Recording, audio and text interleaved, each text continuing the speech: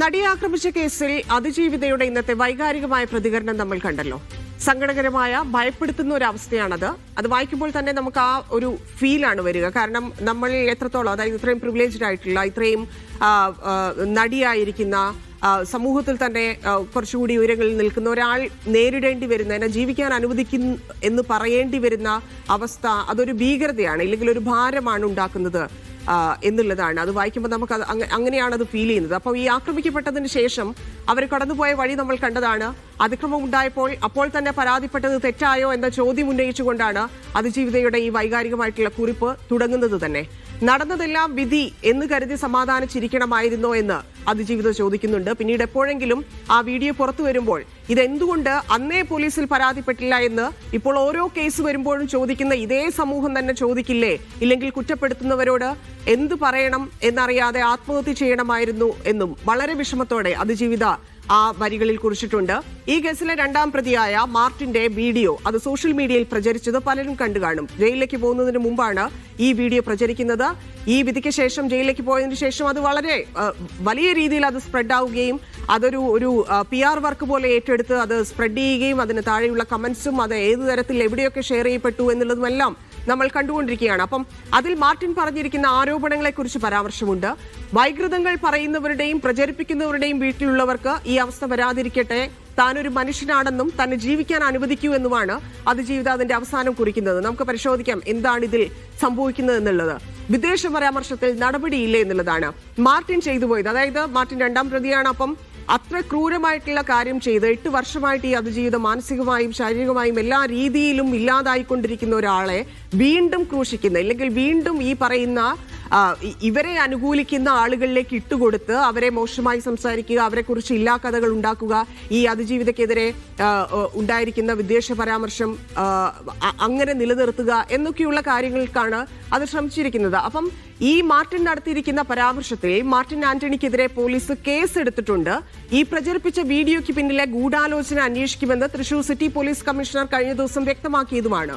കൂടാതെ ദിലീപ് ഉൾപ്പെടെയുള്ള പ്രതികളെ വെറുതെ വിട്ട വിധിയിൽ ഉടൻ അപ്പീൽ നൽകുമെന്ന് സർക്കാരും ഇന്നിപ്പോൾ പബ്ലിക് പ്രോസിക്യൂട്ടറും എല്ലാം പ്രതികരിക്കുകയും ചെയ്തിട്ടുണ്ട്. പക്ഷേ എങ്ങോട്ടും ഇത് നീങ്ങുന്നില്ല എന്നുള്ളതാണ് ഈ ഘട്ടത്തിൽ മനസ്സിലാക്കുന്നത്.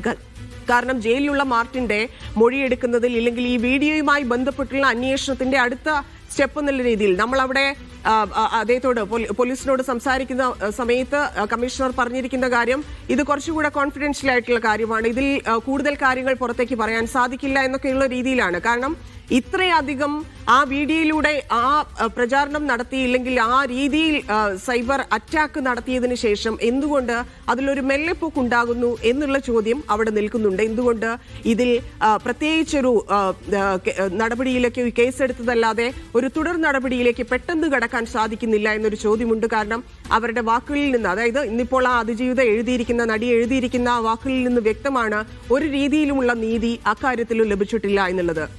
പിന്നെ മറ്റൊന്ന്, പിന്തുണയ്ക്കുന്നവർക്ക് ഭീഷണി എന്നുള്ളതാണ്. ഇന്നിപ്പോൾ രാവിലെ ഇപ്പോൾ സമൂഹ മാധ്യമങ്ങളിലൂടെയും അല്ലാതെയും എല്ലാം പലതരം ഭീഷണികളാണ് ആക്രമിക്കപ്പെട്ട നടിയും അവരെ പിന്തുണയ്ക്കുന്നവരും നേരിടേണ്ടി വന്നത്. ഈ കഴിഞ്ഞ 8 വർഷമായി നമ്മൾ ഇത് കണ്ടുകൊണ്ടേയിരിക്കുകയാണ്.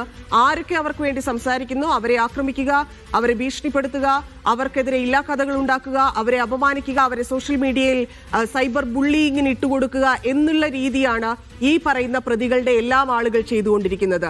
അത് ആസിഡ് ഒഴിക്കുന്നത് മുതൽ കൊലപാതകവും നടിക്കുണ്ടായ അനുഭവം ഉണ്ടാകുമെന്ന് വരെ പറഞ്ഞ് ഭീഷണിപ്പെടുത്തുന്ന സാഹചര്യങ്ങൾ ഉണ്ടായി. ഇന്നിപ്പോൾ അതിജീവിതയെ പിന്തുണച്ച ഡബ്ബിംഗ് ആർട്ടിസ്റ്റ് ഭാഗ്യലക്ഷ്മിക്ക് നേരെയും ഈ ഭീഷണി സന്ദേശം അയച്ചിട്ടുണ്ട്. ഇങ്ങനെയൊക്കെയാണ് ഈ കേസിനെ ഇത്രകാലവും പ്രതികളുടെ ഫാൻസ് നേരിട്ടത്. ഇനി നമ്മൾ പരിശോധിക്കുന്നത് ഈ പ്രതിസ്ഥാനത്തുണ്ടായിരുന്ന കോടതി തെളിവുകൾ ഇല്ലാത്തതുകൊണ്ട് മാത്രം കുറ്റവിമുക്തനായി, അതായത് കുറ്റവിമുക്തനായെന്ന് പൂർണ്ണമായി നമുക്ക് ഇപ്പോഴും പറയാൻ സാധിക്കില്ല. കീഴ്ക്കോടതിയിൽ മാത്രമാണ് അത് സംഭവിച്ചത്. മേൽക്കോടതികളിലേക്ക് ഇവർക്ക് പോകാവുന്നതേ ഉള്ളൂ. അതിനുള്ള അപ്പീൽ നൽകുകയും ചെയ്തു. അപ്പം ഈ റേപ്പ് ജോക്കും വെള്ളപൂശലും, അതായത് ഇപ്പോൾ ഒരു ദിലീപിന്റെ സിനിമ പുറത്തിറങ്ങിയിരിക്കുന്ന സാഹചര്യത്തിൽ കൂടിയാണ് ഇത് എടുത്തു പറയുന്നത്. ആ സിനിമയ്ക്കകത്ത്, അത് കണ്ടവർ പറയുന്നു, ആ സിനിമയ്ക്കകത്ത് റേപ്പ് ജോക്ക് ആവർത്തിക്കുന്നുണ്ടെന്ന്. അതായത് തട്ടിക്കൊണ്ടുപോകൽ ഉൾപ്പെടെയുള്ള, തട്ടിക്കൊണ്ടുപോയി എന്തോ ചെയ്തു എന്നതുൾപ്പെടെയുള്ള ഡയലോഗുകൾ ഉൾപ്പെടുത്തിയിട്ട് അതിനെ നിസാരവൽക്കരിക്കാനുള്ള ശ്രമം ഈ പറയുന്ന സിനിമയിലും തുടരുന്നു എന്നാണ് പറയുന്നത്. ഫാൻസ് മാത്രം ജനപ്രിയൻ എന്ന് വിളിക്കുന്ന ദിലീപിന്റെ പുതിയ ചിത്രത്തിന്റെ ഒരു അവസ്ഥയെക്കുറിച്ച് കൂടി പറഞ്ഞിട്ട് പോകാമെന്നാണ് കരുതുന്നത്. ലോജിക്കില്ല, വെറും ഭ്രാന്ത് മാത്രം എന്ന ടാഗ്ലൈൻ ലൈൻ പോലെ തന്നെയാണ് ഈ സിനിമയെന്നാണ് കേൾക്കുന്നത്.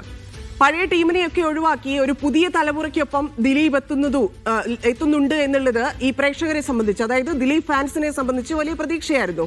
ആരാധകർക്ക് സ്വാഭാവികമായിട്ടും ഉണ്ടാവും. വലിയ വലിയ കേസുകളിൽ പെടുന്ന ആളുകളാണെങ്കിൽ പോലും അവരുടേതായിട്ടൊരു ഫാൻസ് അവർക്കുണ്ടാകും.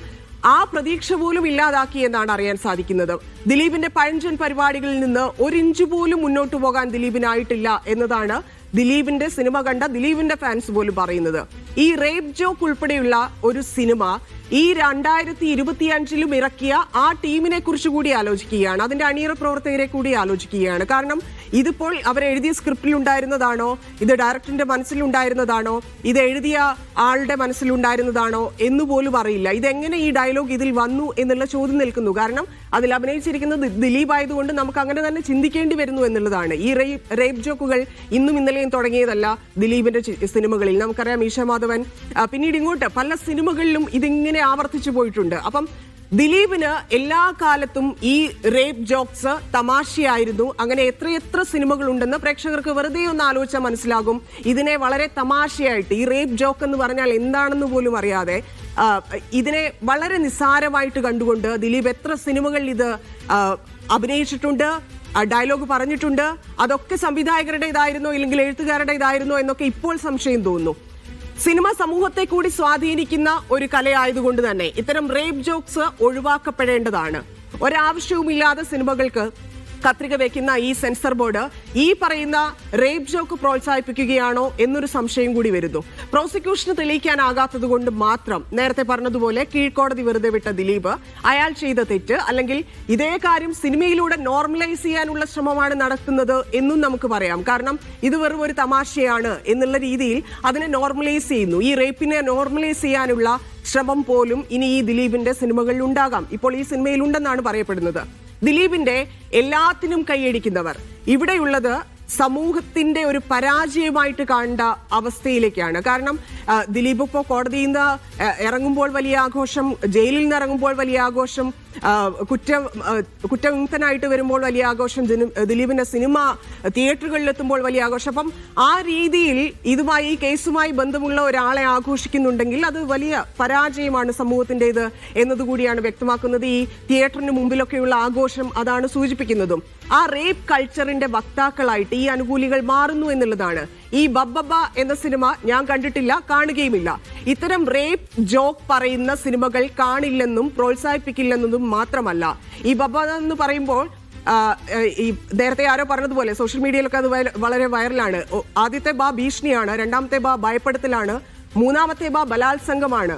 അങ്ങനെയൊക്കെയാണ് അത് ഓർമ്മ വരുന്നത്. അപ്പൊ ഈ വ്യക്തി ജീവിതത്തിൽ മാത്രമല്ല തൊഴിലിടത്തിലും ഒറ്റപ്പെടുത്തി, കുറ്റപ്പെടുത്തി ഇല്ലാതാക്കാൻ നോക്കിയ ഒരു സ്ത്രീ, ഇത്രകാലം പോരാടിയ പലർക്കും അങ്ങനെ പോരാടാൻ ധൈര്യം നൽകിയ ഒരാളാണ് ഈ വ്യവസ്ഥയിൽ നിസ്സഹായയായി നിൽക്കുന്നത്.